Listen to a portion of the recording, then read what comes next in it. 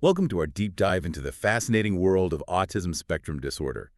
Um, Understanding ASD isn't just about clinical definitions. It's about appreciating the diverse ways autistic individuals experience and interact with the world. Absolutely. It's about recognizing that, what might be perceived as a problem from one perspective can often be a logical response to a sensory or social experience that feels overwhelming from another. Okay, so let's start with the basics. What exactly is ASD? Well, ASD is not an illness, but a neurological difference Okay. that affects how people communicate, interact socially, behave, and process sensory information. Right. And it's a spectrum, meaning the range of challenges and strengths varies greatly from person to person. Mm. So some individuals require minimal support, while others need significant assistance with daily living. For parents listening in, what are some early signs of ASD they should be aware of? Early detection is so crucial. So parents really are the first line of defense. Look out for things like delayed language development, lack of eye contact, limited interest in peers, and repetitive behaviors.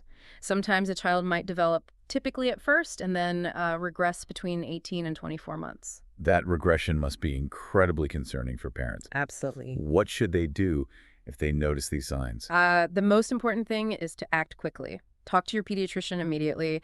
They can refer you to specialists like developmental pediatricians or child psychologists for a comprehensive evaluation. And early intervention can make a huge difference in a child's development. So what happens after a diagnosis? What kinds of treatment options are available? There are various approaches, and the most effective treatment plan will be tailored to the individual child's needs. Okay. One common therapy is applied behavioral analysis, or ABA. Okay. It uses a structured approach to help children develop communication and social skills, Hmm. but it's essential for parents to do their research and choose an approach that feels right for their child and family. I've heard some mixed things about ABA. What are some of the concerns people have raised about it? Well, some people feel that ABA focuses too much on making autistic children behave like neurotypical children rather than accepting and valuing their neurodiversity. Others worry that it can be too rigid and structured. So it's important to have open conversations with therapists and consider different perspectives before making a decision. And remember, treatment is not just about appointments and therapies. Parents play a crucial role in their child's progress. Absolutely. It's a team effort. So how can parents be actively involved in their child's treatment? Parent training programs can be incredibly valuable. These programs equip parents with the tools and techniques to support their child's development at home. It's about consistency and creating a supportive environment where the child can thrive. That makes so much sense. Now let's shift our focus to the classroom. What about teachers? What's their role in supporting autistic students? Teachers are on the front lines and they can make a world of difference. Yeah. It's crucial for them to understand that autistic children often have heightened sensory sensitivity. Mhm. A classroom that might feel perfectly normal to one child can be overwhelming to another. Can you give us a specific example of what that sensory overload might look like? Imagine a classroom with fluorescent lights buzzing, chairs scraping, kids chatting, and a bell ringing every hour. Hmm. For a child with sensory sensitivities, this can be incredibly overwhelming. Yeah. Even seemingly small things like the texture of certain foods or the tag on a shirt can cause significant discomfort. So what can teachers do to create a more sensory-friendly environment? Simple adjustments can go a long way. Dimming the lights, allowing the use of noise-canceling headphones, providing fidget toys, or allowing breaks in a quiet space can make a huge difference. It's about understanding that the same strategies that help one child may not be effective for another. This brings to mind something you mentioned earlier, the double empathy problem. Could you explain that a little more? Sure. It suggests that autistic individuals struggle to understand and be understood by non-autistic people and vice versa. There's often a communication gap. Okay. So teachers need to consider these differences and avoid jumping to conclusions about a child's behavior. So instead of focusing on what an autistic child is doing wrong, we should try to understand the why behind their actions. Exactly. Is it a sensory overload? Is it social anxiety? Hmm. Once you understand the root cause, you can work together to find solutions. Remember, behavior is communication, and it's up to us to listen carefully. It's amazing how much we can learn from specific examples. Yeah, It really helps bring these concepts to life. I agree. Hearing about individual experiences can really deepen our understanding. In that spirit, the source material mentions a young boy named Timo. Can you tell us a bit about him? Timo's story is a wonderful illustration of how ASD manifests in a young child. He was diagnosed with a mild form of ASD when he was quite young. What led to his diagnosis? Were there any early signs that his parents noticed? Timo's mom was very attuned to his development, and she noticed some things early on that raised concerns. Okay. He would avoid eye contact, get upset when hugged, and rarely smiled back. Playing with other children often ended in tantrums. And by the time he was 4, he was still only speaking a few words at a time. It sounds like his mom was really proactive in seeking help. She was. She trusted her instincts and sought professional guidance, and that early intervention was so important. You mentioned that Timo's story helps illustrate some common autistic traits. Can you elaborate on that? One of the things that makes Timo's experience so insightful is his atypical perception. His brain processes information in a unique way. For example, he focuses on details rather than forming broad categories like most children do. Could you give us a concrete example of that? Think about dogs. Most children understand the general concept of dog, Right. but for Timo, each breed is unique and distinct. He doesn't easily generalize. So he sees the world in a more individualized way, almost like each thing is its own special snowflake. That's fascinating. Exactly. And this detail-oriented thinking, while challenging in some ways, can also be a strength. Okay. It makes his perception more objective and less prone to biases. But it also means that new experiences can feel overwhelming, leading to a strong preference for routine to limit sensory input. It sounds like he's constantly navigating the tension between the benefits and challenges of his unique way of processing the world. That's a great way to put it. And it's important to remember that he also experiences heightened sensitivity. Okay. His brain amplifies sensory input. He hears everything, has a heightened sense of touch, and experiences tastes and smells more intensely. That must be both amazing and overwhelming at times. Precisely. Imagine a crowded room with everyone talking at once. Yeah. For Timo, it's like every voice is blasting at full volume. Wow. It's sensory overload. Or think about textures. Walking barefoot on grass or getting his hands dirty can feel unbearable. It sounds like everyday experiences that most people take for granted can be a source of major discomfort for him. Yes, and this can make social situations especially difficult. Mm-hmm. He struggles with the unpredictable nature of human interaction and finds it hard to understand emotional nuances and social cues. No. It's not that he doesn't want to connect with others. Right. It's that it can be incredibly challenging for him. This reminds me of the double empathy problem we Yeah. discussed earlier, that gap in understanding between autistic and non-autistic people. Exactly. It's a two-way street.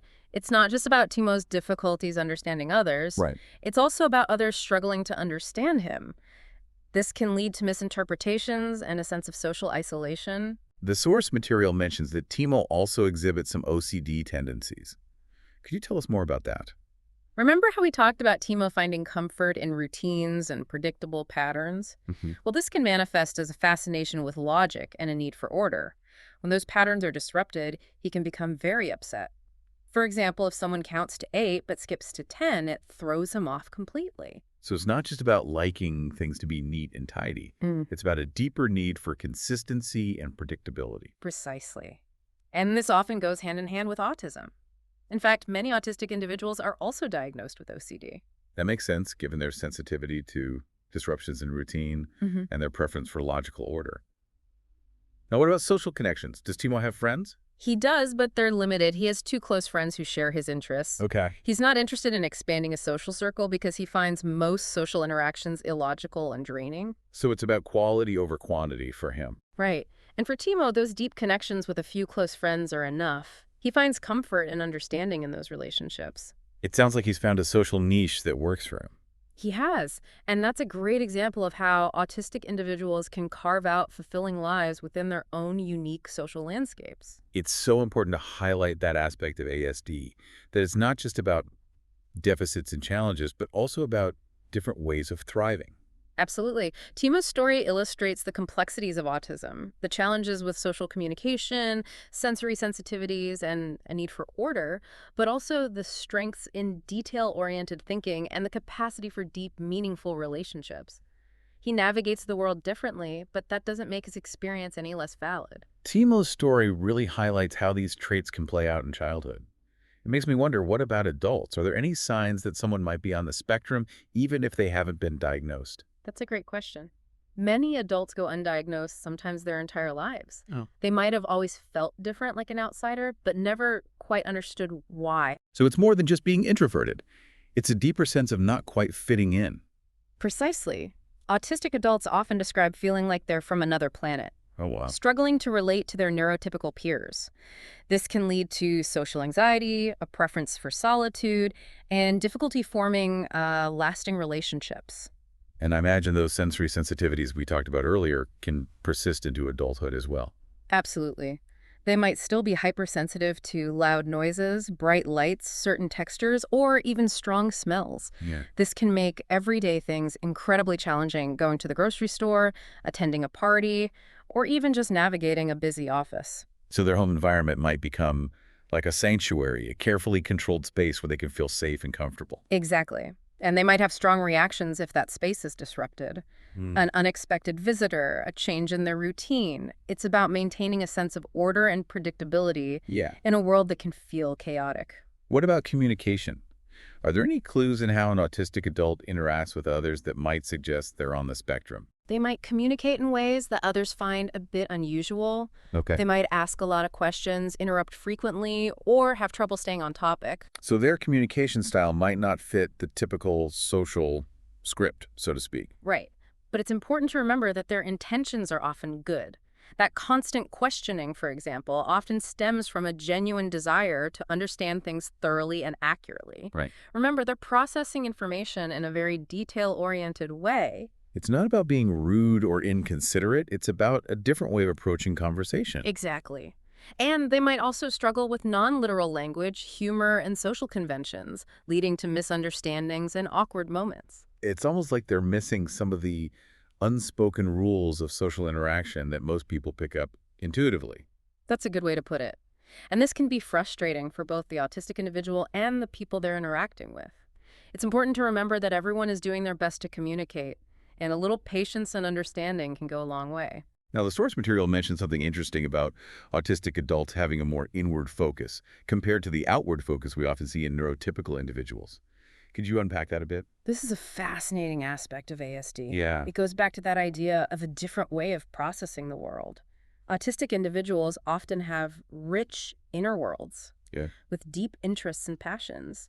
They might spend hours absorbed in their favorite hobby, seemingly oblivious to the social dynamics happening around them. So it's not about being self-centered. It's more about how they direct their attention and energy. Exactly. Yeah. And this inward focus can lead to incredible creativity and expertise in their chosen areas of interest. It's about recognizing the value of those different perspectives and understanding that not everyone thrives on constant social engagement. Precisely. It's about celebrating neurodiversity and recognizing that a society that embraces a range of thinking styles is a richer, more innovative society.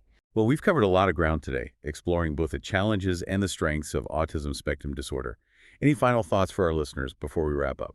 As we learn more about ASD, I think it's crucial to ask ourselves, how can we create a society that is truly inclusive and supportive of all individuals, regardless of their neurological differences? How can we celebrate those differences rather than trying to erase them? That's a powerful question to leave our listeners with. It's a call to action, a reminder that understanding and acceptance are essential for building a world where everyone can thrive. Thanks for joining us for this deep dive into the world of autism spectrum disorder. We hope this conversation has sparked some new insights and encouraged you to continue exploring this fascinating and important topic. Until next time, keep diving deep.